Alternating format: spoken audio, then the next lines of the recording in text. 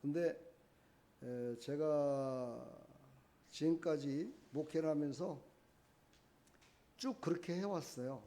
그랬는데 요즘 성도들의 어떤 신앙의 패턴이 자꾸만 자기 위주적인 패턴으로 가는 것 같아요. 그래서 그거를 바꾸려고 보다 보니까 예배 시간으로 바꾸는 게 아니라 순서로 좀 바꿔야 되겠다는 생각이 들었어요. 그래서 이제 예배 시작 10시 40분에 시작해서 찬양 한 2곡이나 1곡 정도만 할 겁니다. 그리고 바로 예배를 시작하는 거죠. 그리고 나서 이제 말씀이 끝나고 나서 찬양을 드리면서 기도하는 시간을 많이 갖도록 할 겁니다. 우리가 기도를 하는 사람들이 점점 줄어드는 것 같아요. 그리고 기도 시간이 삶 가운데 가장 짧은 시간이 아닌가 할 정도로 그렇게 기도 시간을 안 갖는 것 같습니다. 근데 하나님은 기도를 하지 않으면 하나님의 뜻을 알지 못한다 그랬어요. 그리고 기도할 때 하나님은 말씀으로 우리가 하나님의 뜻을 깨닫게 되는 거고요. 그래서 말씀을 듣고 하나님 앞에 기도하며 나갈 때 그 말씀이 생각이 나고 그 말씀으로 말미암아 우리의 삶을 순종케 하는 그런 능력의 말씀으로 인도해 주실 것이다 라는 그런 생각을 갖게 됐습니다. 그래서 제가 주보에 계속해서 10시 40분에 예배를 드린다라고 예배 시간이 돼 있는데도 불구하고 10시 40분에 맞춰서 예배를 준비하지 않는 것 같아요. 11시야 꼭 예배 드리는 시간이다라고 생각하는 것 같아요. 근데 저는 지금까지 1년 아니 거의 지금 2년이 됐는데 주보에 계속해서 10시 40분이라고 제가 올려놓고 10시 40분부터 찬송을 부르면서 예배를 시작했었습니다. 여러분들한테 정죄함을 주지 않기 위해서 제가 그거를 광고로 할 수가 없어서 계속 그렇게 주보에 넣었는데 오늘 비로소 제가 확실하게 10시 40분부터 예배입니다 하는 것을 나타내기 위해서 오늘 갑자기 제가 재직들이라든가 누구한테도 한마디도 얘기 않고 오늘 갑자기 한번 제가 이렇게 10시 40분부터 정상적인 예배로 시작을 했습니다. 놀라지 마시고 놀라우신 은혜를 받으시기 바랍니다. 아멘. 자, 오늘 이제 메시지의 핵심 주제는 영생에 이르게 하려 함이다 라는 제목으로 하나님의 뜻이 왜 무엇 때문에 예수 믿는 사람들을 곤란에 빠지게 만들고 또 힘들고 어렵게 살아가는 대한민국을 정말 세계를 정복하려고 하는 저는 일본의 속국이 돼서 창시의 명을 하고 이렇게 고통을 당하며 살아가게끔 하나님이 하셨을까? 우리 한번 다시 영적으로 이거를 해석하면서 말씀으로 은혜 받는 귀한 시간 되기를 간절히 축원합니다. 하나님의 계획은 죽이려고 하는 그 힘보다 살리시는 하나님의 힘이 더 셉니다. 사실 일제가 우리나라를 쳐들어온 게 뭐 그때뿐만이 아니었죠. 계속해서 쳐들어왔었습니다만은 그들은 이제 대한민국이라는 그때는 칭호도 없었죠. 그때에 이름도 일본어로 바꾸려고 그랬고 나라도 일본어로 바꿔버리고 모든 것들을 다 자기네들 마음대로 다 바꿔서 대한민국을 지구상에서 존재를 없애려고 아주 말살을 해보려고 하는 그런 계획을 갖고 들어왔고 그리고 거기를 발판 삼아서 저 중국 대륙과 저 시베리아, 유럽 이런 모든 것들을 지배하기 위해서 발판을 삼아 대한민국을 속국으로 만들었었습니다. 그러나 하나님의 계획은 그것을 통해서 우리 대한민국에 있는 많은 믿는 사람들이 있었습니다. 그리고 그 전에도 예수님을 믿는 사람이 있었고 이 일제 압제하에 더욱더 하나님을 신뢰하는 사람들이 있었습니다. 그 사람들의 기도를 하나님은 들으시고 다시 말해서 하나님의 계획 가운데 그들을 살리시기 위한 하나님의 은혜로 다시 광복을 이루는 그런 놀라운 역사를 이루면서 그 기쁨이 얼마나 큰지를 모든 사람들에게 나타내 보여주셨습니다. 근데 사실 뭐 성경적으로 봐도 그렇고 이스라엘 백성들이 잘못을 해서 하나님의 징계를 받아가지고 정말 큰 시련을 당하고 나서 이제는 잘하겠지 했는데 또 범죄를 하고 또 하나님을 떠나더라고요. 우리나라도 그랬던 것 같아요. 제가 오늘 아침에 차 운행을 하면서 광복절과 6.25를 겪으신 분은 우리 김선석 집사님밖에는 없는 것 같아서 제가 한번 여쭤봤어요. 그때 어땠냐고. 그랬더니만은 잘 기억이 잘 안 난다고 하더라고요. 그러면서 뭐 그때가 이제 15살, 16살 때였는데도 잘 기억이 안 난대요. 그리고 6.25 때는 빨갱이들한테 도망 다니느라고 밭에 가서 숨었대요. 콩밭에 가서 숨어 있다라고 막 이랬다는 거예요. 제가 그런 얘기를 들으면서 이제 많은 젊은 사람들과 이 땅에 지금 살고 있는 사람들이 그런 역사적인 사건과 이런 것들을 다 이제 잊어버리고 사는 것 같아요. 이런 때 우리는 더 영적으로 깨어 있어야 됩니다. 왜 그러냐면요, 하나님이 부어주셨던 그 역사적인 사건과 이런 것들을 우리 믿는 사람들이 잃어버리고 살 적에 하나님께서는 그거를 기억하시고 있다가 그걸 기억나게 하는 사건으로, 기억나게 하는 역사적인 사건으로 우리에게 막대기로 우리를 인도하실 때가 있습니다. 그래서 우리 믿는 사람들은 평안할 때 더 잘하라 그래요. 기쁠 때 더 잘하고. 네. 우리 사랑하는 성도 여러분, 오늘 하나님께서 우리의 영혼의 광복을 주셨음을 우리가 다시 한번 말씀을 통해서 깨달으시고 역사적인 배경과 이런 거를 우리 한번 영적으로 깨닫는 그런 귀한 시간이 되기를 간절히 축원합니다. 아멘. 구약 시대에도 마찬가지였습니다. 오늘 구약의 이사야서 43장 1절에 보면은 너는 두려워하지 말라 내가 너를 구속하였고 너는 내 것이다. 왜 이 말씀을 하셨냐면은 그때 이스라엘 백성들은 완전히 속국으로 모든 그 정말 세계를 제패하고 있었던 바벨론이라든가 또 아수로 이런 모든 나라에 대해서 애굽이라는 나라 이런 나라에 대해서 아주 붙들림 받아서 소망을 잃어버렸습니다. 그 소망을 잃어버린 그들에게 하나님께서는 오늘 이 말씀은 너희들이 이제 진정한 참 평안과 자유로 너희를 새롭게 할 것이다. 바로 그분이 오시는 분이 바로 예수님이시다.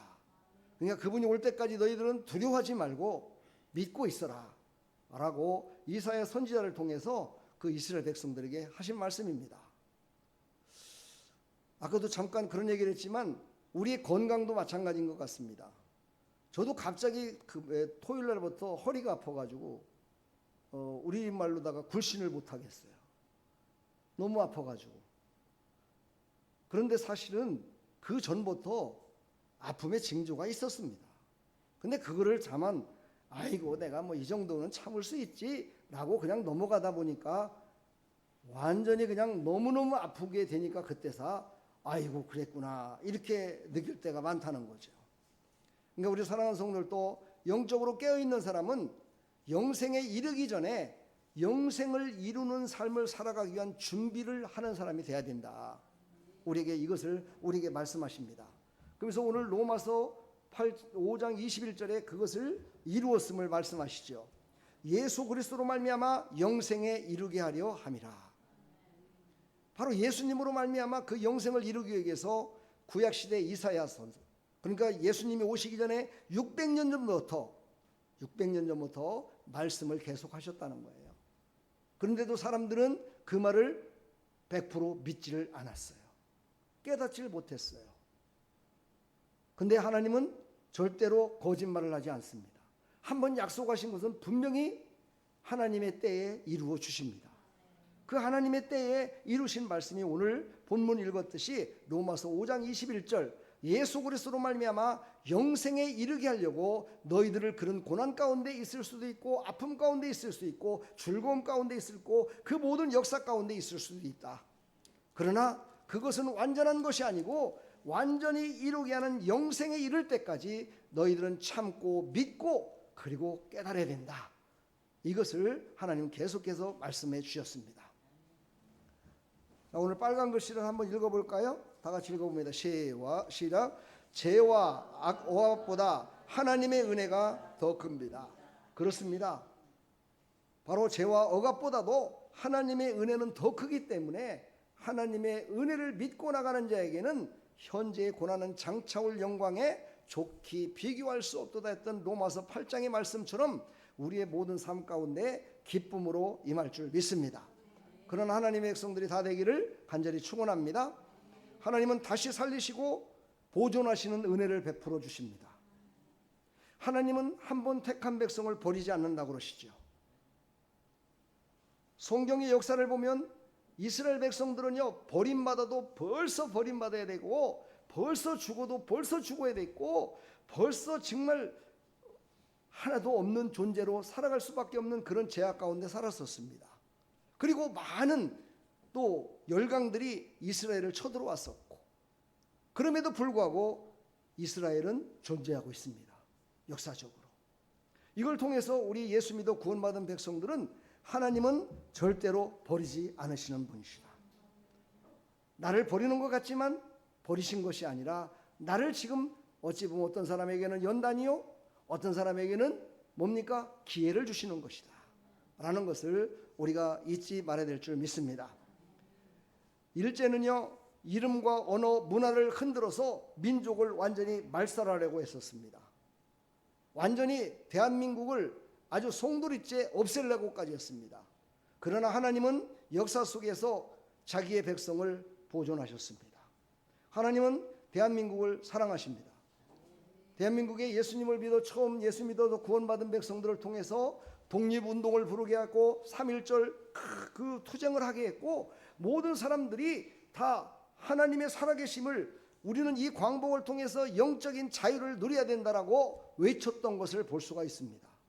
그러나 그게 많은 사람이 그러진 않았습니다. 소수의 무리였습니다. 아주 소수의 무리였지만 그 소수의 무리 가운데 있는 믿음과 하나님의 역사는 크고 놀라웠습니다. 그래서 하나님께서는 대한민국을 이렇게 세워서 세계 열방 가운데에서 세워주시고 세계 열방 가운데 예수님을 알지 못하는 많은 자들에게 복음을 전하게 하려고 이 자그마한 나라를 일으켜 세워주신 겁니다. 그리고 보존하시고 이 대한민국을 통해서 지금도 약 10,000명이나 되는 많은 선교사들이 세계 방방곡곡에 나가서 지금 예수님을 전하고 있습니다. 사실 우리나라 땅덩어리 요만하잖아요. 지구본을 보더라도 그렇지 않습니까? 예, 저 아마 소련이라든가 미국 같은 데는 2만씩 하잖아요, 그렇죠? 캐나다도 그렇고 대한민국은 요만합니다, 요만해. 잘 보이지도 않습니다. 그러나 하나님께서는 대한민국을 살리시기로 작정하신 겁니다. 그래서 제 가운데 일본이 쳐들어와서 많은 사람들을 죽이고 많은 사람들을 말살시키려고 하는 문화적인 정책을 세우고 이랬지만은 하나님은 그 큰 은혜로 살려주시고 넘치도록 하셔서 광복을 이루셨습니다. 하나님은 우리에게도 영적으로 이렇게 우리를 사랑하고 계심을 믿으십니까? 예, 여러분 살리시고 계시는 하나님을 늘 느끼며 살아가고 있습니까? 예, 축복합니다. 구약시대 때 이렇게 말씀하셨습니다. 출애굽기 3장 7절로 8절에 내 백성의 고통을 분명히 보고 내려가서 그들을 건져내고, 제가 중간에는 좀 안 읽었는데요, 하나님께서 백성들의 고통을 들으셨대요. 그들의 아픔을 보셨대요.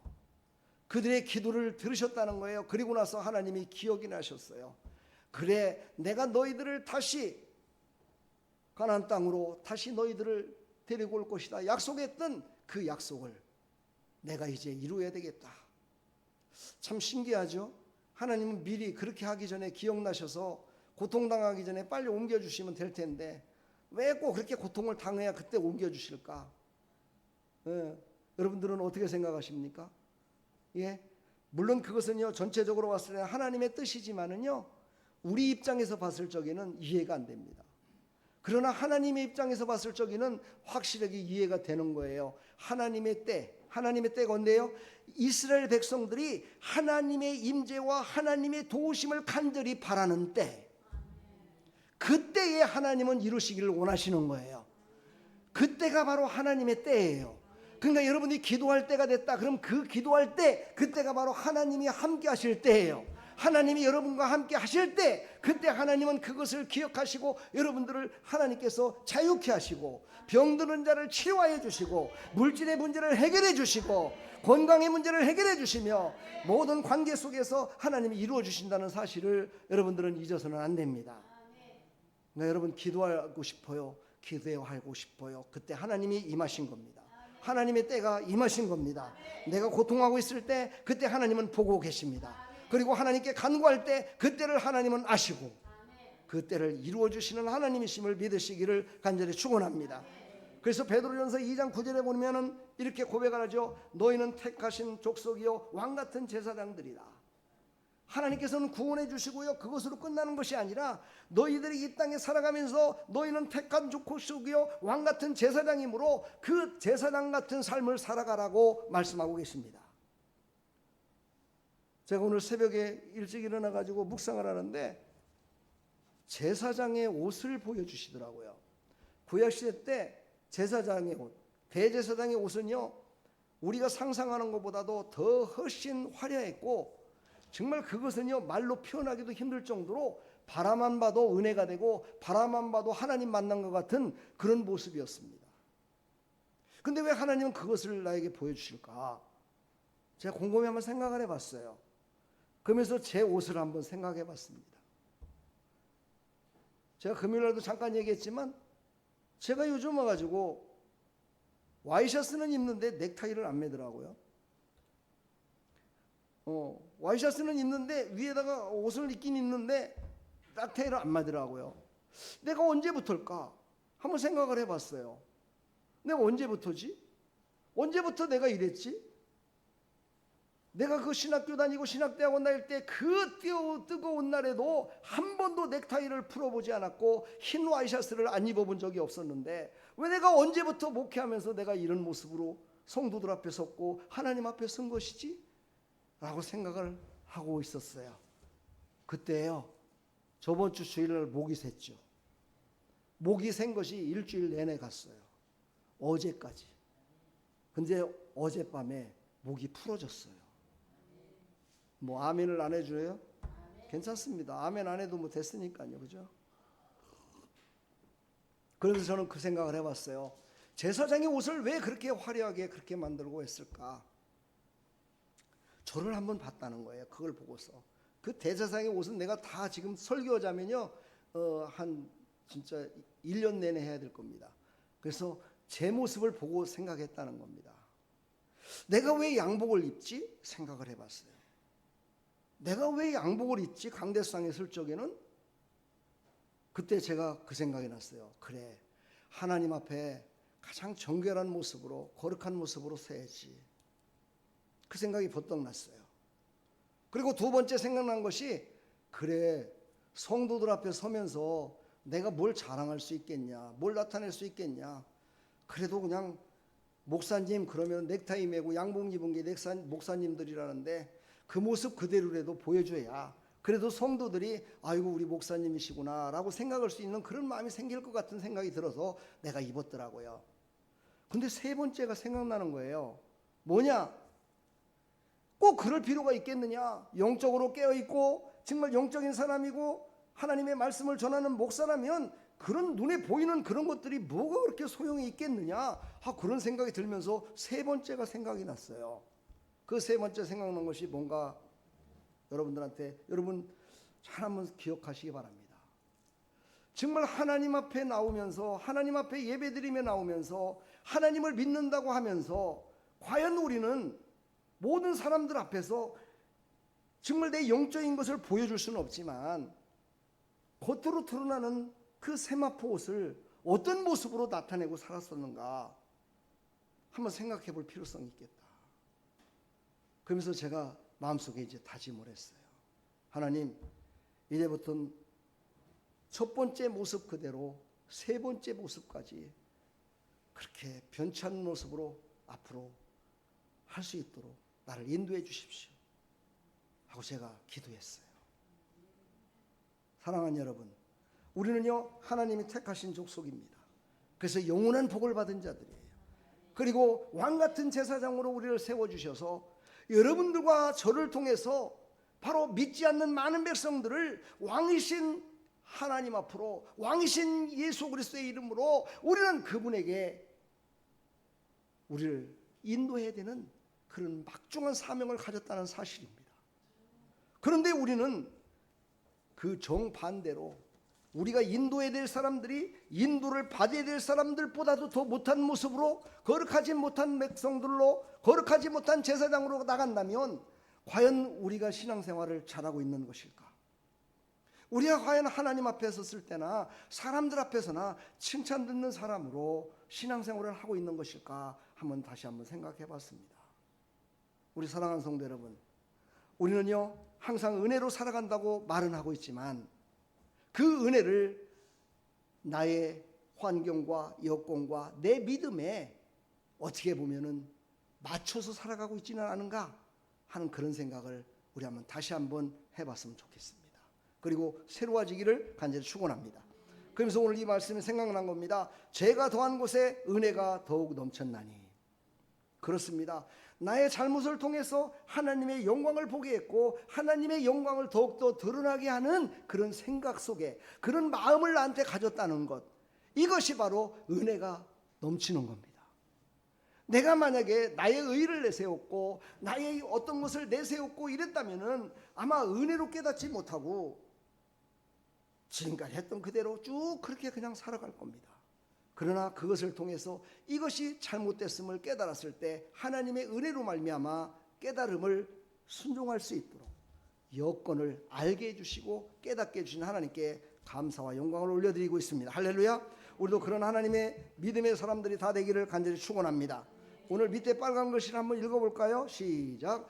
우리가 강해서가 아니라 하나님이 지켜주셔서 오늘이 있습니다. 이것이 우리의 첫 번째 감사가 되어야 됩니다. 우리를 구원하신 것은 나의 의가 아니고 내가 교회를 나와서가 아니고 내가 예수님을 믿어서가 아니고 하나님이 나를 예수님을 믿게 하셨고 그 예수 그리스도로 말미암아 나를 새롭게 하셨기 때문에 내가 지금 이 자리에 있다. 이것을 믿으시기를 간절히 축원합니다. 할렐루야. 예, 이것을 믿는 믿음으로 감사하며 나가시기를 축복합니다. 하나님은 그러나 다시 살리시는 은혜를 또 베푸십니다. 하나님은요 그렇다고 한 번 잘못했다고 그냥 버리시는 것이 아니라 한 번 잘못하고 회개한 자는 다시 또 은혜를 주셔서 다시 또 더 큰 은혜로 베풀어 주셔서 살리시는 은혜를 베푸십니다. 죄는 사망 안에서 왕노릇하며 사람을 무너뜨립니다. 그렇습니다. 죄는 얼마나 끈질긴지 모릅니다. 그래서 하나님 앞에 회개했다고 그래서 금방 내 죄와는 완전히 다 동떨어진 삶을 살아갈 수 있느냐? 아닙니다. 그 죄가 아니라 또 다른 죄가 나를 또 붙듭니다. 그리고 이것을 회개하고 나면은 또 다른 죄가 나를 또 유혹합니다. 그래서 우리가 죽기 전까지는 우리 안에서 이 죄는 계속해서 자기 마음대로 왕노릇합니다. 그리고 우리를 넘어지게 만듭니다. 그러나 하나님의 은혜는 그때그때마다 하나님의 의로 말미암아 그를 몰아내게 하시고 왕노릇하고 다시 살게 하십니다. 할렐루야. 할렐루야. 이것을 여러분들은 믿으시기를 간절히 축원합니다. 그러니까 죄가 왕노릇했던 그 자리를 하나님의 은혜가 왕노릇함으로 말미암아 그것을 물리치는 거야. 나가는 거야. 그리고 그곳에 왕이신 예수 그리스도가 그 안에 계시다는 거야. 할렐루야. 여러분은 이거를 믿으셔야 돼요. 그래야 바로 회개할 줄도 알고 그래 하나님은 내가 끝난 자리 그것으로 끝난 것이 아니라 그 자리에 다시 와 계시는구나. 그래서 나를 인도하시는 분이시구나. 이것을 깨달으시기를 간절히 축원합니다. 그래서 하나님은 늘 우리에게 새 생명으로 다시 시작할 수 있도록 계속 은혜를 베푸시는 하나님이심을 믿으시기를 간절히 축원합니다. 에스겔서 37장 14절에 보면은 내 영을 너희 속에 두어 너희가 살아나게 하고, 여러분 제가 한번 보라고 그랬죠. 우리 성도 우리 제자 훈련하시는 성도들한테 에스겔서 37장을 한번 보라고 그랬어요. 다 보셨나요? 예. 보셨나요? 안 보셨나요? 예, 안 보셨으면 다시 살리시는 은혜를 받으시기 바랍니다. 다시 살리시는 은혜를 또 안 받아서 또 앉는다. 그러면 하나님은 또 큰 은혜로 또 살리실 거예요. 근데 그 은혜는 우리에게 기쁨만을 주는 은혜가 다 은혜가 아니라고 그랬지요. 어떤 때는 지팡이로 하시지만 어떤 때는 막대기로도 은혜를 주시는 하나님이시다. 알고 계시지요? 예, 안다면 그 은혜에 순종하시기를 간절히 축복합니다. 예, 그래서요 에스겔서 37장을 보게 되면요, 마른 뼈들이 다 하나님의 생명이 들어가니까 막 전부 다 이렇게 뼈가 묻어갖고 살이 생기고 핏줄이 생기고 신경이 생겨갖고 막 군대같이 큰 하나님의 사람들이 다 일어나는 모습이 바로 에스겔서 37장에 나옵니다. 우리 사랑하는 성도 여러분, 하나님은 모두를 살리기를 원하십니다.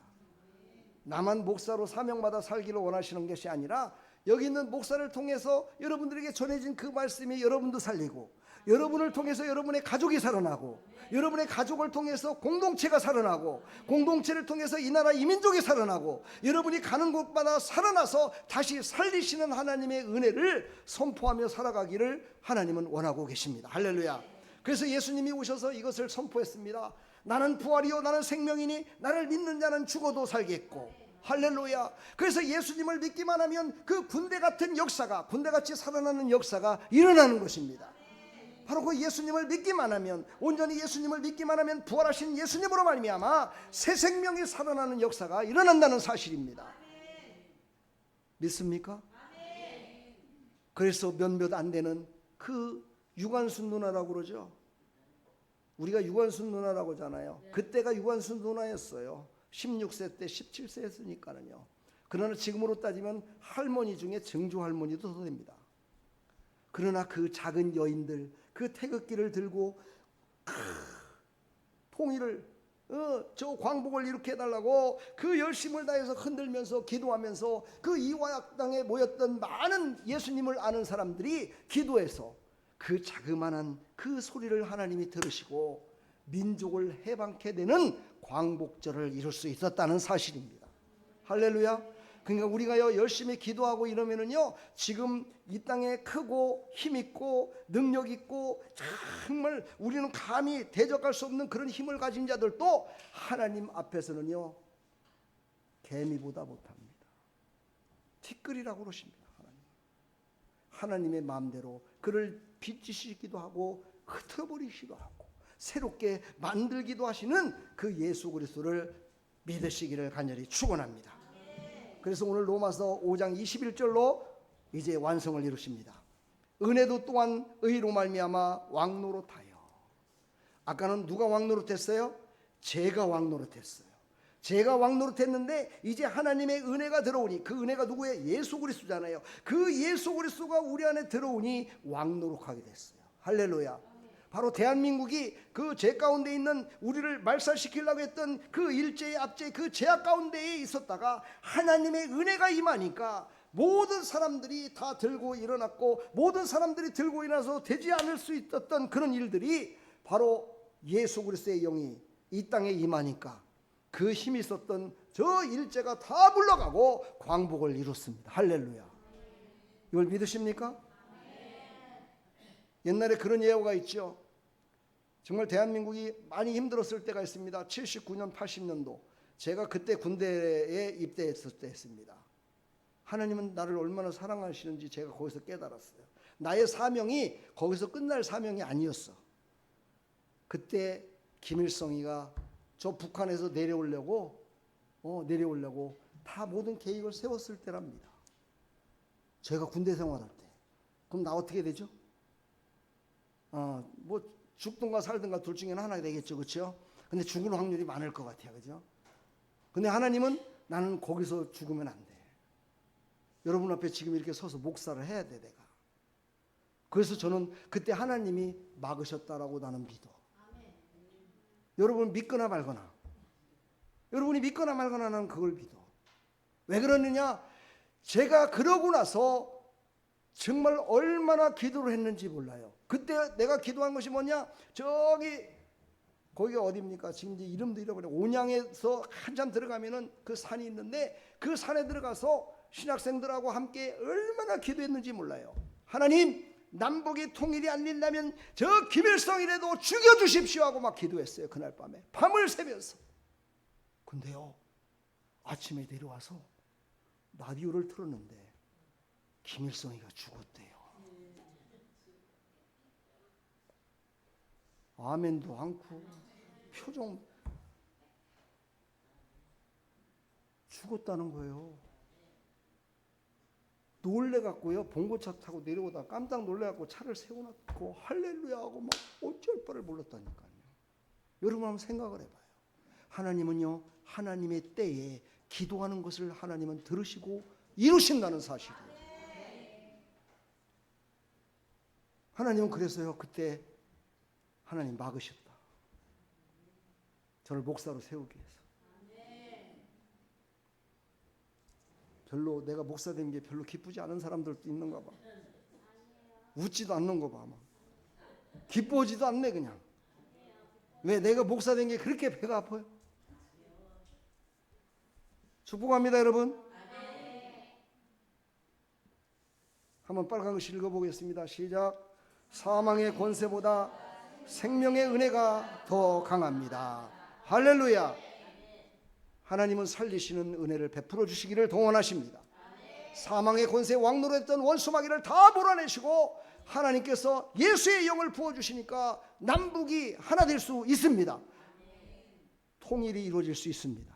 아멘. 아까도 오다가 우리 김선욱 집사님하고 그랬어요. 옛날에 이런 노래 생각나십니까? 우리의 소원은 통일, 꿈에도 소원은 통일. 근데 요즘요, 초등학생들한테 중학생들한테 이 노래를 아느냐고 물어보십시오. 우리 초등학생 있는데 지금 목사님 했던 이 노래 알아요 몰라요? 모릅니다. 언제부터 이렇게 됐을까요? 언제부터 남북이 통일되는 것을 싫어하는 자들이 있었을까요? 바로 전교주들입니다. 그들이 학생들을요, 그런 노래를 부르지 못하게 만들었어요. 지금 우리 학생들이요, 예전에 지나갔던 역사적인 사건들을 다 잃어버리고 있습니다. 우리는 지금 이런 시대에 여러분의 자녀들이 지금 자라나고 있습니다. 그들에게 여러분은 무엇을 가르쳐 주시길 원하십니까? 그러면서 제가 우리 집사님한테 그랬어요. 집사님, 소원이 뭡니까? 그랬더니만 빨리 천국 가는 게 소원이라고 하더라고요. 그래서 제가 그랬어요. 그 소원은 누구나 다 그렇게 가질 수 있지만 그 소원보다 다른 소원을 가지십시오. 그랬어요.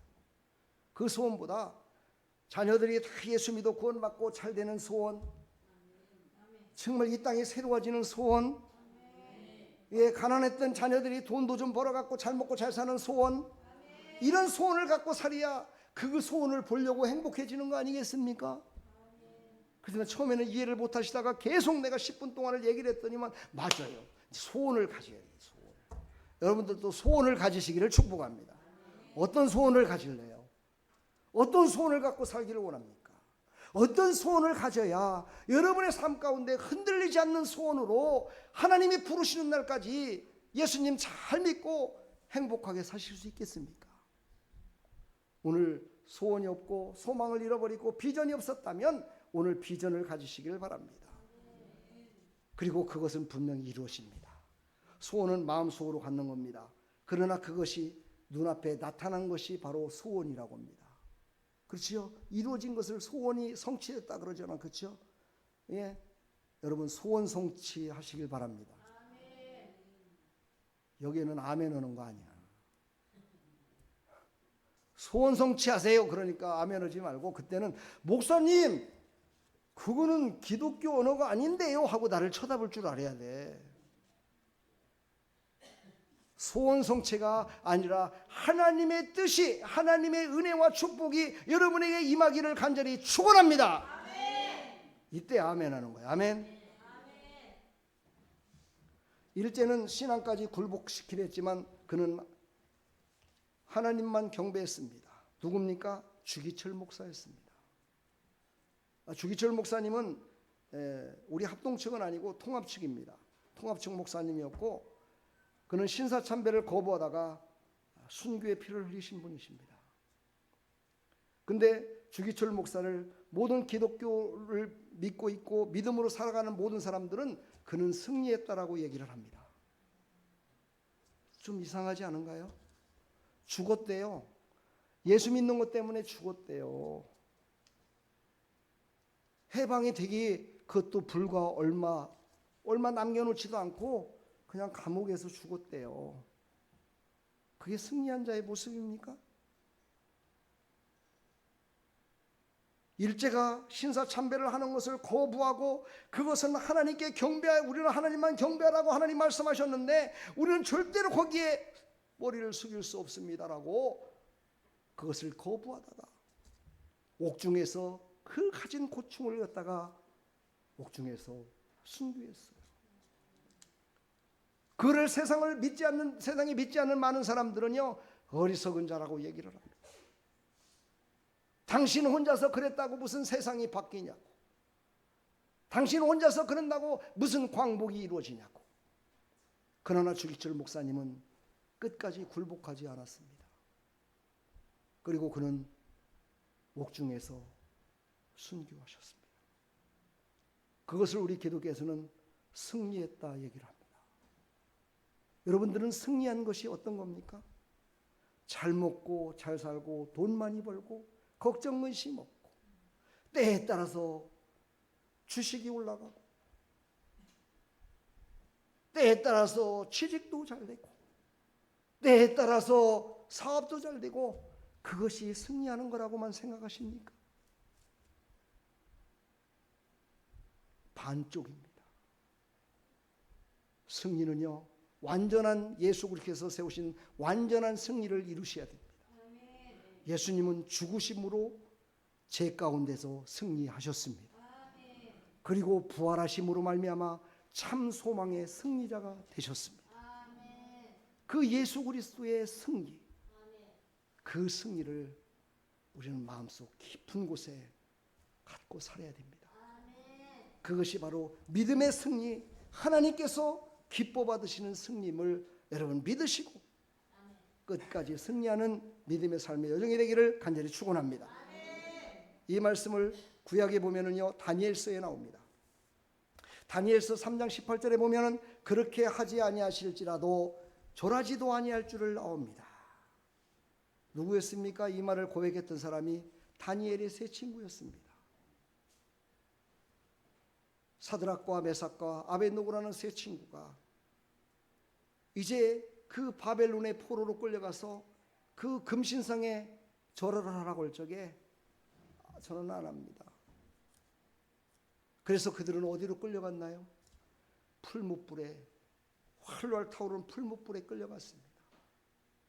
그리고 그 풀무불에 던져지기 전에 왕이 물어봅니다. 야, 너희들은 다니엘 친구잖아. 너희들 한 번만 경배하면 되는 거 아니겠니? 그럼 내가 살려줄게.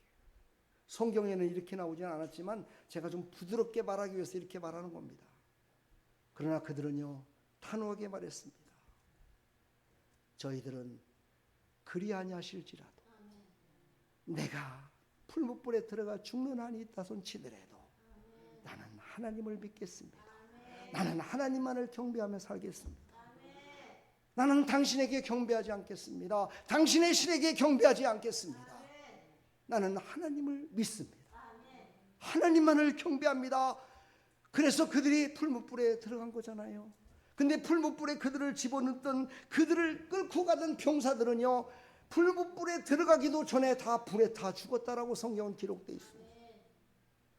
근데 풀무불에 들어갔는데도 3명의 친구는요 한 명도 죽지를 않습니다. 눈썹 하나가 타지 않습니다. 머리클 하나가 타지 않습니다. 성경에는 3사람 위에 1사람이 있었다라고 얘기를 합니다. 그것을 성경학자들은 그분이 바로 예수님이시다. 그분이 바로 예수님이 오셨다. 예수님이 그들을 붙들어 주셨다라고 얘기를 하죠. 저도 그렇게 믿습니다. 예수님은 태초부터 계신 분이시니까. 아니 그 전에부터 계셨던 분이시니까. 그분이 오셔서 그들을 보호해 주신 겁니다. 그래, 네 목숨보다도 너의 모든 것보다도 나를 경배하는 것을, 그거 한번 그냥 타협하면서, 그래 뭐 오늘 뭐 그냥 경배 한번 하고 집에 가서 회개 한번 하면 되지, 이렇게 하지 않고 그리하십시오. 그 믿음을 보시고 하나님은 그 세 사람을 살려주신 줄 믿습니다. 그것을 바로 계시록의 2장 10절에 이렇게 완성하십니다. 내게 죽도록 충성하라. 그리하면 생명의 관을 내게 주리라. 바로 예수님께서 사도 요한에게 하신 말씀입니다. 너희는 죽도록 충성하라. 생명을 내놓고 충성하라. 여기서 충성이라는 단어는 피스티스라고 합니다. 충성과 믿음은 똑같은 헬라어를 씁니다. 그러니까 너희들은 죽도록 믿어라 이 뜻입니다. 죽도록 믿고 사명을 감당하라 이것입니다. 그리하면 생명의 관을 내가 주리라. 생명의 관을 너에게 주리라. 내가 너를 살려주겠다. 저기 풀무불에 던졌던 사드락과 메삭과 아벤노고를 살렸던 것처럼 내가 너희들을 살려주겠다 말씀하십니다. 그리고 오늘 로마서 6장 10절에 말씀하십니다. 우리는 죄에 대해서 죽은 자요 하나님에 대해서는 살아있는 자로 여길지어다. 다시 말해서 경배하는 것은 죄야. 그러니까 죽어야 돼. 그러나 어떻게 돼요? 하나님을 경배하는 것은 살아있는 하나님 앞에 나아갈 때. 그래서 우리를 살리시는 거야. 살아있는 하나님이 죽은 자의 예배를 받으시겠습니까? 여러분 예배 드리면서도 여러분 죽은 예배를 드리고 계시다면 여러분의 예배는 아무것도 아닙니다. 하나님은 살아계십니다. 그래서 여러분의 살아있는 예배를 드려야 됩니다. 그래서 그거를 예수님은 요한복음 4장에 말씀하셨죠. 너희는 신령과 진정으로 예배할지니 바로 이때다. 살아있는 예배, 살아계신 하나님, 그 하나님으로 우리는 광복이 이루어졌고 우리는 죄에서 자유함을 얻었고 죄가 왕노릇했던 우리가 이제는 예수 그리스도께서 오셔서 왕노릇하심으로 말미암아 우리는 살아났음을 고백하시기를 간절히 축원합니다. 자, 밑에 빨간 글씨 한번 읽어볼까요? 시작. 일제는 믿음을 말살하려 했지만 은혜는 믿음의 유산을 남겼습니다. 그렇습니다. 믿음의 유산을 남겨서 지금도 그 유관순의 그 믿음, 믿지 않는 사람들은 태극기 흔들는 것만 알겠지만 우리는 알잖아요. 그가 어떤 것을 믿었는지. 누굴 믿었어요? 예수님을 믿었어요. 하나님을 신뢰했어요. 그것 때문에 그는 태극기를 들고 앞장서서 광복을 위해서 나갈 수 있었던 거예요. 민족 대표 33인인가요? 지금 저 기억도 잘 안 나네. 그 중에 99%가 바로 믿음의 사람들이었다. 거기에는요 불교인 천태종 또 하나가 있는데 원불교라든가 세 사람만 종교가 다를 뿐이고 나머지는 전부 다 기독교인이었다라고 얘기를 합니다. 그만큼 예수 그리스도를 믿어 구원받은 하나님의 백성들이 이 광복의 의미가 영적인 의미와 똑같은 것을 알았기 때문에 자기의 생명을 내놓고 순교할 각오를 내놓고 태극기를 흔들며 광복을 외쳤던 겁니다. 참된 광복은 죄에서의 해방입니다. 제가 앞에서 쭉 설명을 했기 때문에 이것은 그냥 문구만 봐도 이해가 될 겁니다. 그렇습니다. 바로 우리가 압제하에서 있었던 거는요 죄의 압제하에서 있었던 겁니다. 죄 가운데 붙들려 있었던 겁니다. 그때 바로 우리는 해방을 이뤘지요. 나라의 해방은 귀하지만 영혼의 해방은 더 근본적이라는 것을 우리가 잊어서는 안 됩니다. 이 말은 다른 말로 바꾸면 여러분의 삶 가운데 이것을 적용시킨다면 이 말 한마디는 꼭 하고 싶습니다. 건강 때문에 붙들려 있습니까? 그것보다도 내 영혼이 누구에게 붙들려 있는가가 더 중요합니다. 내 영혼이 과연 누구에게 붙들려 있으며 내 영혼이 과연 구원받은 백성으로 지금 내가 서 있는 것이 그것이 더 중요하다. 그것이 바로 더 근본적인 것이다 라는 것을 여러분 잊지 말기를 간절히 축원합니다.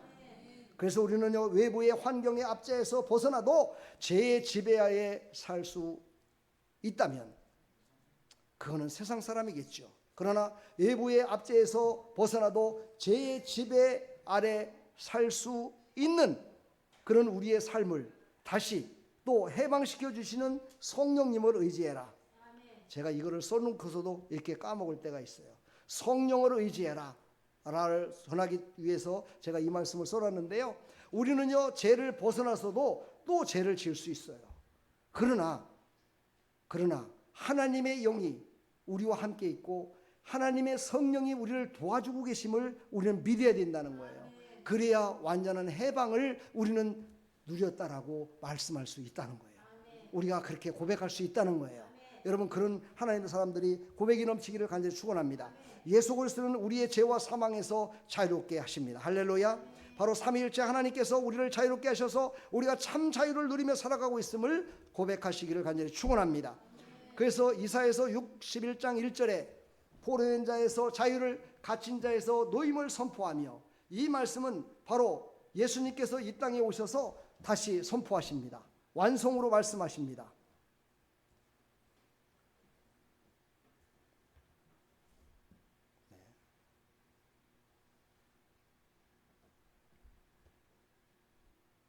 여러분들에게 보여주려고 하다 보니까 너무 빨리 갔습니다.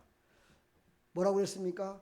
예수님께서는요 이 땅에 오셔서 포로된 자, 재포로된 자를 살리시기 위해서 누가복음에 보면은요 예수님이 이 땅에 오셔서 해야 될 일에 대해서 선포를 하십니다. 포로된 자에서 자유를, 눈먼 자를 뜨게 하고 모든 자유를 잃은 자를 해방하기 위함이다라고 분명히 말씀하셨습니다. 그리고 그 뜻을 이루어 주셨습니다. 오늘 로마서 6장 1절로 2절을 보면 은혜를 더하게 하려고 죄에 거하겠느냐, 그럴 수 없느니라. 이 사도 바울이 얘기한 거는 뭐냐면 이제 설교의 진짜 막바지입니다. 어떤 사람은 그런 얘기를 하더라고요. 우리가 죄를 짓더라도 하나님께서 우리의 죄를 다 용서해 주시고 다시 우리를 사랑해 주실 거니까 그래 그냥 되는 대로 살아. 힘들면 그냥 하지 말고 기쁘면 하고 조금 남의 것 잠깐 훔쳤다고 뭐 있겠어? 하나님이 다시 또 용서해 주시겠지. 이렇게 얘기하는 사람이 분명히 있습니다. 아니 이거는 제가 그냥 듣기 좋으라고 이 말을 한 것이지 여러분의 삶 가운데 얼마나 타협하며 살아가는지 모릅니다. 저도 그럴 때가 참 많습니다. 목사로서 사명을 받았지만 그래 이것은 내일로 미루지 뭐. 오늘 꼭 해야 할까? 다음으로 미루지 뭐. 이렇게 할 때가 있습니다. 저도요. 그게 바로 죄거든요. 그래서 오늘 사도 바울이 경고의 메시지를 주는 겁니다. 너희가 구원받은 진짜 하나님의 사람이라면 어찌 네가 예수님을 왕으로 삼으면서 다시 그 왕 대신 예수님을 놔두고 다시 옛날에 왕 됐던 그 죄악에 사로잡으려고 그곳으로 다시 가려고 하느냐. 진짜 그럴 수 있겠냐? 그러는 게 진짜 너는 예수님을 왕으로 섬기는 자의 모습이냐? 라고 지금 우리에게 물어보는 겁니다. 여러분에게 오늘 물어봅니다. 이제 구원받은 백성으로 이제 오직 예수 그리스도로 말미암아 구원받아 하나님이 나의 아버지가 되심을 믿고 끝까지 믿으실 겁니까? 아니면 가다가 저쪽에 돈 많이 준다는데 갈 겁니까? 아멘 하나도 안 내. 성공하는 곳으로 갈 겁니까? 안 갈 거지요? 끝까지 믿을 거지요? 옆에 사람한테 물어봐요. 끝까지 갈 거냐고. 끝까지 갈 거요? 끝까지 하시기 바랍니다. 아멘. 우리는 그래서 예수 안에서 제 종이 아니라 하나님의 자유인이 됐다는 사실을 우리는 깊이 깨달으시고 승리하는 삶을 살아가기를 간절히 축원합니다. 우리는 바로 영생에 이르시게 하시는 하나님의 은혜로 말미암아 이 땅이 해방을 얻었음을 믿으시기를 바랍니다. 누가 바라거든 간에 바로 하나님께서 이 땅을 해방시켜 주셨고 이 땅을 새롭게 해주셨음을 우리는 믿어야 될 줄 믿습니다. 그것을 이루신 분이 바로 하나님이시다. 그래서 나는 그 하나님과 함께 살아가면 나는 영원한 영생의 복음으로 말미암아 영혼을 얻어 자유함을 누리며 살아갈 수 있다. 이것을 믿고 나가는 하나님의 백성들이 다 되기를 주님의 이름으로 간절히 축원합니다. 축복합니다. 이거 한번 글씨가 보이면 한번 읽어보겠습니다. 자유는 마음대로 살라는 권리가 아니라 하나님을 섬기는 은혜입니다. 할렐루야. 자유는요 마음대로 살라는 게 아니에요. 신앙생활도 마음대로 하는 건 신앙생활이 아닙니다. 그거는 뭐예요? 하나님을 하나님답게 섬기지 못하는 어리석은 모습이라는 거예요.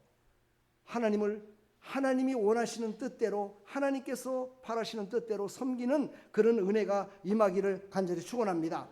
자, 두 번째, 우리는 미움이 아니라 복음으로 역사를 기억해야 됩니다. 그렇습니다. 나는 하나님의 뜻대로 살아가고 있는데 저 사람은 진짜 예배도 안 드리고 기도도 안 하고 자기 마음대로 살아가는 거야. 그래서 그 사람을 미워하면 그 사람은 열심히 예배 드리고 열심히 순종했던 것보다도 더 큰 죄가 그를 왕노릇하게 만들어. 그래서 우리는요, 남을 정죄하고 이런 일을 절대 해서는 안 될 줄 믿습니다. 혀가 어떻게 참. 예. 사랑하는 여러분, 정죄하지 마십시오. 미워하지 마십시오. 칭찬하십시오. 아멘. 그래야 내가 했던 모든 것들이 하나님이 주시는 은혜와 축복으로 누리며 살아갈 수 있습니다. 그러면서 우리는요, 다 같이 읽어봅니다. 시작. 다음 세대에게 나라 사랑과 하나님 경외를 함께 전해야 합니다. 제가 오늘 이 말씀을 준비하면서 제일 고민했던 게 그겁니다. 우리 아름다운 교회는 다음 세대라고 부르는 중고동부가 없고 중고동부 1명, 초동부가 없어요. 그래서 우리 성도들한테 이 말씀을 어떻게 전해야 될까 막 고민을 했는데 오늘 하나님이 은혜를 베풀어 주셔서 초등학생 2명이 또 왔네요. 이 중학생이 또 오늘은 또 열심히 달려왔네요. 할렐루야. 참, 하나님은 이런 하나님이셔. 고민하고 거룩한 고민 속에 하나님께 기도하면요, 하나님이 꼭 들을 만한 사람을 보내주셔. 그래갖고 그를 통해서 다음 세대를 생각하게. 우리 사랑하는 여러분, 이 다음 세대를 위해서 기도하는 사람들이 되기를 축복합니다. 오늘 설교 마치고 기도 시간에 이 다음 세대를 위해서 축복하며 기도하겠습니다. 우리 함께 기도할 때 저들이 정말 이 코로나 시대를 겪으면서요, 더 신앙이 없어졌습니다. 사라졌습니다. 교회 나가자고 하는 사람도 없고 학교 앞에서 전도하는 사람도 없습니다. 예수님이 누구냐고 물어보면요, 예수가 누구냐고 반문하는 사람들이 대다수입니다. 학생들 중에. 옛날에는요, 예수님 믿어야 돼. 너 예수님 알지? 네, 예수님 알지요. 예수님은요, 믿는다고 하면은요, 건빵도 주고요, 뭣도 주고 그런 분이에요. 그래서 저는 교회도 가끔가다 가요. 이렇게까지는 알았었는데 지금은요, 예수님이 누구냐고 물어보면요, 모른대요. 모른다는 겁니다. 6.25가 언제인지 알아? 6.25? 6.25가 뭐예요? 6.25가 뭔지 모릅니다. 광복이 뭔지도 모릅니다. 영적으로 우리가 살아나고 영적인 다음 세대를 위해서 갈 모든 영적인 통로를 이 악한 것들이 그것을 반대하는 자들을 붙들고 그것을 알지 못하게 막아버렸어요. 여러분, 어찌 보면은요, 대통령 선거보다도요, 교육감 선거가 더 중요한 겁니다. 여러분요, 대통령은요, 됐다가 5년 동안 욕 바가지로 먹고 있다가 그냥 가버리면 되지만 교육감은 그렇지 않습니다. 여러분, 교육감은 다음 세대를 가르쳐서 그들이 대통령도 되고 목사님도 되고 국회의원도 되고 앞으로 살아가는 나라를 붙들고 가는 그런 훌륭한, 정말 대한민국을 세울 자들로 세우는 그 일을 감당하는 게 교육감입니다. 여러분, 근데 교육감은요, 요즘 선거할 때 당도 없이 나와요. 무슨 당이라고 나오지도 않습니다. 거기에 얼마나 많은 기독교인들이 또 넘어갑니까? 거짓말, 다른 사람을 음해하고 죽이려고 했던 그런 사람들이 교육감이 되고, 그런 사람들이 무슨 정책으로 어떻게 해서 기독교인들을 예수 믿어 구원받고 정말 이 살아나는 이들에게 진정한 무엇을 가르치라고 지침을 내릴 수 있겠습니까? 그냥 눈앞에 보이는 돈 10만 원 주고 40만 원 주고 50만 원 주니까 해볼래.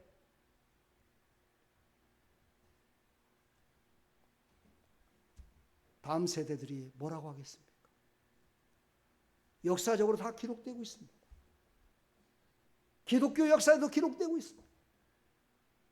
과연 당신들이 우리를 위해서 얼마나 기도했습니까? 얼마나 울었습니까? 하고 물어볼 때 여러분 천국에서 만나가지고 뭐라고 얘기하겠습니까?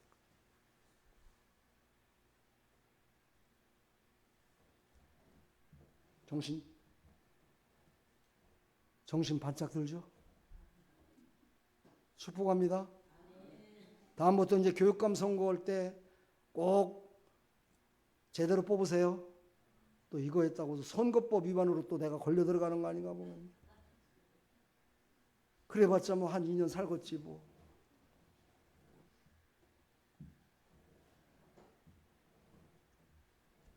한번 읽어볼까요? 이게 신명기에 나오는 말입니다. 구약시대부터 얼마나 어린아이들을 사랑하고 어린아이들을 통해서 다음 세대를 위해서 하나님이 계획하셨는가를 우리가 말씀을 통해서 알 수 있어요. 신명기 6장 6절 7절 보면 요약해서 봅니다. 이 말씀을 너희 마음에 새기고 내 자녀에게 부지런히 가르치며 문지방에 붙여놓고 그들이 보고 있는 데다 붙여. 제가 이 설교를 옛날에도 했는데요. 이 설교를 마치자마자 성도들이요, 목사님 그 문구를 좀 막 프린트를 해갖고 저한테 좀 주십시오 그러더라고. 직접 써갖고 붙여. 그랬더니 직접 쓰는 것은 너무 글씨가 엉망이니까요, 프린터 좀 하나 해서 해주세요 그래갖고 해줬더니 나중에 가서 신방 가서 보니까는요, 그것을 어디다 붙였느냐, 냉장고에도 붙여놓고 화장실에도 붙여놓고 화장대에도 붙여놓고 모든 곳에 붙여놨어요. 모든 곳에 붙여놓고 그것을 볼 때마다 말씀을 생각나게 해요. 이 가운데도 그런 사람이 있었으면 좋겠어요. 축복합니다.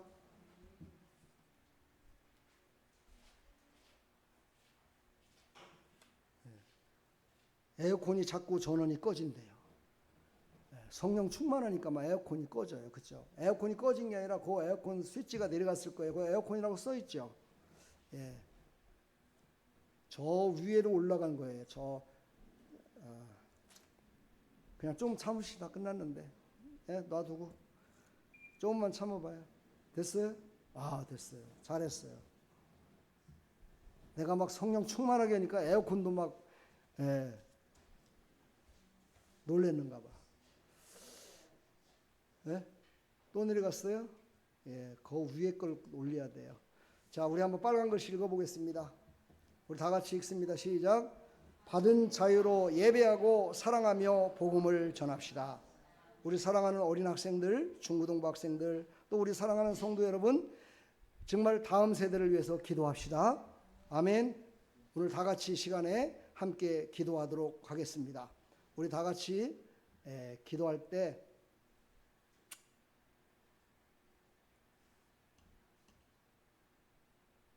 요거까지는 꺼지지 않았죠?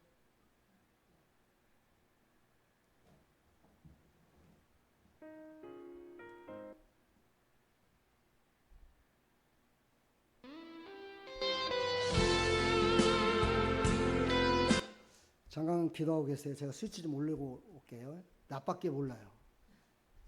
내가 해야 돼요.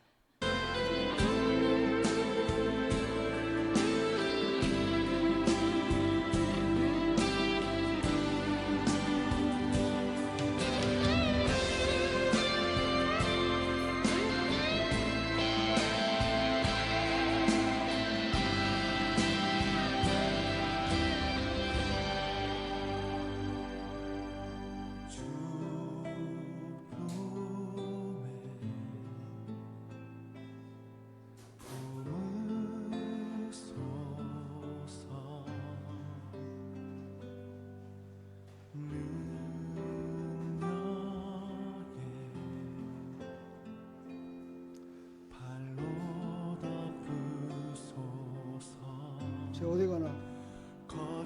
빨리 갔다 오라고 기도해 와도 주와 함께 날아오르네. 어둠 가운데 나의 영혼 잠잠하게 주를 보리라. 자, 우리 시간 기도할 때요, 말씀을 들은 걸 생각나면은 그 말씀을 붙들어 기도하시고 특별히 우리 다음 세대를 위해서 함께 합심해서 기도하도록 하겠습니다. 우리 다 같이 기도합니다. 하나님 아버지, 은혜와 사랑을 감사합니다. 이 시간도 하나님께서 우리에게 말씀하신 아버지 하나님 광복절과 영적인 의미, 왜 하나님께서는 우리에게 그런 시련을 주셨는지, 그 시련 가운데 우리가 무엇을 깨닫고 우리가 어떻게 신앙생활을 하며 아버지의 우리 앞길을 막고 있는 어떠한 세력들도 아버지 하나님 물리치시고 아버지 하나님 은혜의 왕으로 이 땅에 오신 예수 그리스도, 그 예수 그리스도를 말미암아 우리가 참 아버지 믿음으로 살아갈 수 있음을 고백하면서 하나님 이제는 다시는 아버지 하나님 좌우나 흔들리지 말고 끝까지 승리하며 살아갈 수 있도록 도와주시고 하나님께서 부어주시는 아버지 놀라우신 은혜로 우리 사랑하는 학생들 아버지 다음 세대를 위해서 기도합니다. 하나님께서 은혜 베풀어 주시어서 이제 다음 세대가 아버지 예수님을 아버지 하나님 알고 아버지 예수 그리스도를 깊이 깨달아 아버지 예수 그리스도로 말미암아 아버지 이 땅에 세워가지고 예수 그리스도로 말미암아 아버지 이 땅에 아버지 하나님 모든 아버지를 추구하는 영혼들이 살아나며 역사를 바꾸며 역사의 주인공 되시는 예수님, 그 예수님이 모든 것들을 이루실 것을 믿고 나가는 우리 어린 학생들 아버지 다음 세대들이 다 될 수 있도록 은혜 베풀어 주시고 아버지 우리 사랑하는 성도들 한 사람 한 사람 기억하여 주시고 아버지 저들의 아버지의 삶 가운데 아버지 팍팍하고 아버지 고달프고 힘든 일들이 아버지 눈앞에 놓여 있을 때 아버지 하나님 그것을 바라보며 넘어지지 않게 해주시고 아버지 끝까지 주님 바라보며 승리케 도와주시어서 살아계신 하나님 지금도 살아계셔서 아버지 우리를 인도하시며 아버지 지금도 살아계셔서 아버지 우리와 함께 계시며 지금도 살아계셔서 우리의 모든 삶을 주관하시는 아버지 그 하나님으로 말미암아 아버지 승리하며 살아갈 수 있도록 하나님 은혜 베풀어 주시옵소서. 아버지 주께서는 우리와 함께하여 주시사 아버지 하나님의 놀라우신 은혜로 아버지 우리가 살아가고 있음을 아버지 하나님 우리가 고백하며 살아갈 수 있도록 도와주시고 아버지 하나님 어떠한 죄악 가운데서도 아버지 왕 되신 예수 그리스도로 말미암아 우리는 다시 살아났으며 아버지 다시 이렇게 세웠으며 다시 하나님 앞에 하나님 붙들림 받은 하나님의 백성으로 살아가고 있음을 고백할 수 있도록 은혜 베풀어 주시옵소서. 어떤 거친 바람이 아버지 우리 몰아친다 설치더라도 아버지 그 모든 거친 바람을 아버지 예수님께서는 말 한마디에 잠잠하라 말씀하실 때 완전히 잠잠했던 것처럼 아버지 완전히 잠잠하게 아버지 모든 것들이 아버지 잠잠해지는 역사 있게 해주시되 아버지 우리 사랑하는 성도들의 앞길에 놓여 있는 거친 파도 아버지 하나님 그 파도를 아버지 하나님 이제 누리게 해주시고 아버지 그 파도 때문에 아버지 하나님 망설이거나 아버지 그 파도 때문에 아파하는 일 없도록 하나님 도와주시며 하나님께서 하나님 아버지 은혜를 주시고 성령의 충만함을 주시어서 아버지 성령 충만한 모습으로 아버지 그 모든 것들을 아버지 기도하며 아버지 이길 수 있도록 하나님 은혜 베풀어 주시옵소서. 아버지 우리 사랑하는 김정아 아버지 하나님께서 보내주셔서 감사합니다. 하나님께서 하나님 아버지 비전을 주십시오. 예수 비전을 주십시오. 하나님 말씀을 배우고 있습니다. 말씀이 생명이 되고 능력이 돼서 이끌어 주시옵소서. 아버지 우리 초등학생들 하나님께서 은혜 베풀어 주시고 아버지 하나님 우리 아버지 아름다운 교회 아버지 하나님 유아부부터 시작해서 아버지 하나님 중고등부까지 하나님께서 허락해 주시어서 이제 많은 영혼들이 주님 앞에 나와 아버지 주님을 찬양하며 나가는 믿음의 성들로 가득 찰 수 있도록 하나님 은혜 베풀어 주시되 그들에게 비전을 주며 아버지 그들의 비전을 위해서 함께 기도하며 나가는 아버지 모든 하나님의 성들이 다 될 수 있도록 주여 도와주시옵소서. 주님 감사합니다. 영광 받아 주시옵소서. 예수 그리스도의 이름으로 기도합나이다.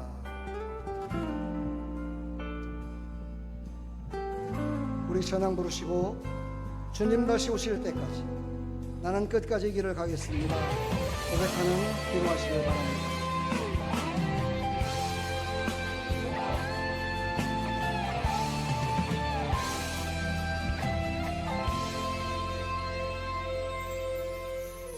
주님 다시 오실 때까지 나는 길을 가리라.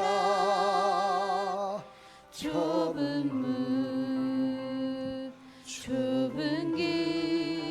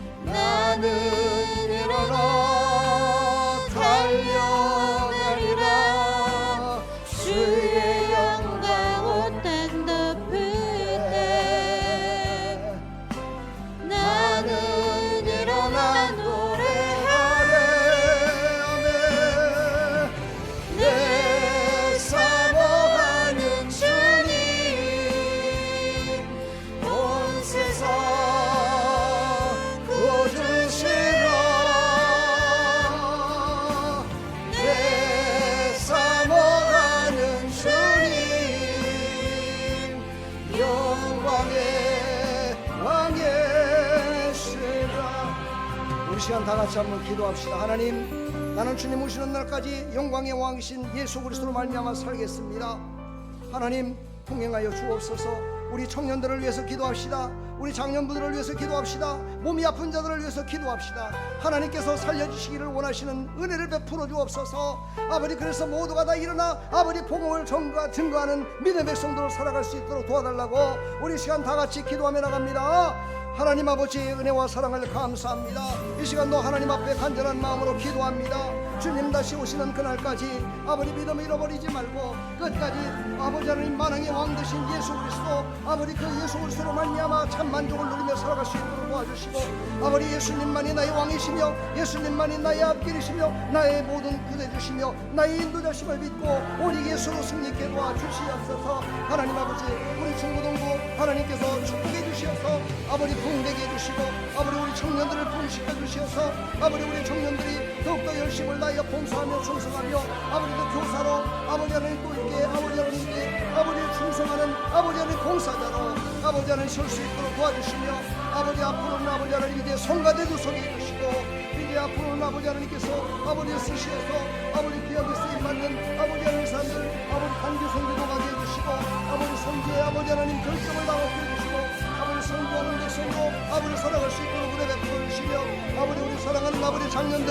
아버지 하나님 몸이 열려서 아버지 아프고 고통스러울 때가 많습니다. 하나님께서 치료하여 주시고 아버지 강건케 하여 주시사 아버지 건강한 모습으로 주 영광을 위해 살아갈 수 있도록 도와주시며, 아버지 가족을 위해서 기도하고 아버지 가족을 다 예수 믿어 구원받게 하는 일에 아버지 쓰임받는 하나님의 성들로 아버지를 귀하게 쓰임받게 하여 주옵소서. 하나님께서 기뻐 받으시는 하나님의 사람들로 아버지를 귀하게 써 주시옵소서. 아버지 가족들이 아직도 구원받지 못한 가족들이 많습니다.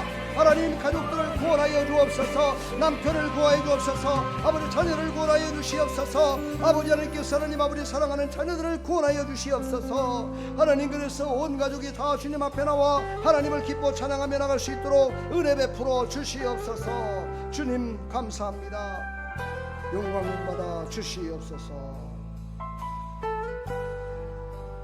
하나님 감사합니다. 하나님의 은혜가 큽니다. 일제는 죽이려고 그랬고 말살하려고 그랬지만 하나님의 살리시는 은혜가 컸기에 해방되었습니다. 하나님, 우리의 삶 가운데서도 어렵고 힘든 일이 있습니다. 거친 파도가 몰려오듯이 문제들이 몰려오고 어찌할 바를 몰라 눈물밖에는 흘 게 없는 그런 때도 있습니다. 그러나 그거보다도 하나님의 눈물의 은혜는 더 큽니다. 하나님의 은혜는 더 크고 하나님의 은혜는 살립니다. 하나님의 은혜는 해결해 줍니다. 하나님의 은혜를 바라보게 해주시고 주님과 함께 동행하는 믿음의 삶의 여정이 될 수 있도록 은혜 베풀어 주옵소서. 오늘 말씀을 들었습니다. 이제 하나님 아버지, 저 사랑하는 어린 학생들을 통해서 다음 세대를 준비해 주시옵소서. 그러기 위해서 저들이 하나님의 말씀에 붙들려 살아야 되고 예수님을 알아야 되고 하나님이 누구신지를 알아야 되고 성령이 누구신지를 알아야 됩니다. 하나님, 저들이 하나님을 알고 하나님을 섬기며 나갈 때 하나님 불꽃 같은 조그마한 불꽃이라도 하나님이 쓰시어서 창대케 아버지 하나님 이루시는 하나님의 성령의 불이 임할 수 있습니다. 하나님, 저들을 통하여 아버지 다음 세대가 부흥되는 역사, 일어나는 역사가 있게 하여 주시옵소서. 하나님, 대한민국을 축복하여 주시옵소서. 대한민국을 축복하여 주시옵소서. 대한민국의 모든 지도자들을 하나님께서 은혜 베풀어 주시어서 살리는 영으로 충만케 인도하여 주시어서 살리는 지도자들이 다 되게 하여 주시옵소서. 하나님께서 붙들어 주시고 사용해 주시어서 남과 북이 하나 되게 해주시고 남과 북이 통일되는 놀라운 역사가 일어나게 하여 주시옵소서. 아버지, 그 기도에 우리 사랑하는 성도들이 다 동참케 해주시고 우리 사랑하는 성도들이 함께 주님을 찬양하듯이 이 나라 이 민족을 위하여 기도하며 나갈 수 있도록 은혜 베풀어 주시옵소서. 주님 감사합니다. 이 시간에도 하나님 앞에 나올 때 빈손 들고 나오지 않고 하나님 앞에 예물 드렸습니다. 11조 예물 드렸습니다. 주여, 11조를 드리면 나의 신앙의 고백입니다. 하나님 드렸사오니 하나님께서 이 신앙의 고백을 받으시고 하나님 약속하신 대로 아버지 하나님 만배로 아버지 하나님 10만 배로 풍성함으로 채워 주시옵소서. 하나님 역사하여 주시옵소서. 감사의 몰 드렸습니다. 이렇게 새로 나오시면서 아버지 그냥 나오지 않고 감사의 문을 드렸사오니 아버지 어떤 문제가 있었던지 감사로 모든 것들이 응답받게 해주시고 감사로 모든 일들이 주 안에서 형통케 이루어지기를 소망합니다. 역사하여 주옵소서. 아버지 주 이런금 드렸습니다. 하나님 주 이런금 받으시고 한 주간 동안도 지켜주신 것 같이 하나님 부르시는 날까지 지켜주시고 인도하여 주시어서 하나님 만났을 때 참 내가 너를 만나니 내 마음에 합한 자로다 칭찬 듣는 하나님의 백성들이 다 될 수 있도록 하나님 은혜 베풀어 주시옵소서. 우리 사랑하는 주일학교 학생이 이렇게 하나님 아버지 가진 것 다 호주머니 있는 걸 다 꺼내서 하나님 앞에 드렸습니다. 어떤 큰 것보다도 더 많은 것을 드린 겁니다. 과부의 두랩돈을 받으시고 축복하셨던 예수님, 아버지 모든 것을 드린 우리 사랑하는 어린 학생들에게 하나님 아버지 은혜 베풀어 주시고 저들의 삶 가운데 그 손길이 섬기는 손이요 축복의 손이요 은혜의 손이요 구원의 손이요 아버지 전도의 손이요 봉사의 손이요 모든 사람들에게 하나님의 사랑을 전하는 손이 될 수 있도록 축복하여 주시옵소서. 하늘의 신령한 은혜로 채우시고 함께하여 주시옵소서. 예수 그리스도의 이름으로 축복하며 기도하옵나이다. 아멘. 지금은 우리 주 예수 그리스도의 무한하신 은혜와 하나님 아버지의 반극하신 사랑과 성령님의 감화감동 교통 충만하신 은총이 오늘도 하나님 앞에 나와 내 영이 해방되고 이 나라가 해방되고 모두가 다 죄에서 해방되어 만왕의 왕 되신 예수 그리스도로 말미암아 해방됐음을 믿고 나가는 사랑하는 모든 하나님의 백성들 머리머리 위에 이들의 삶의 터전 위에 세계 선교 위에 이 나라 이민족 위에 아름다운 교회 위에 영원토록 함께 있을지어다. 아멘.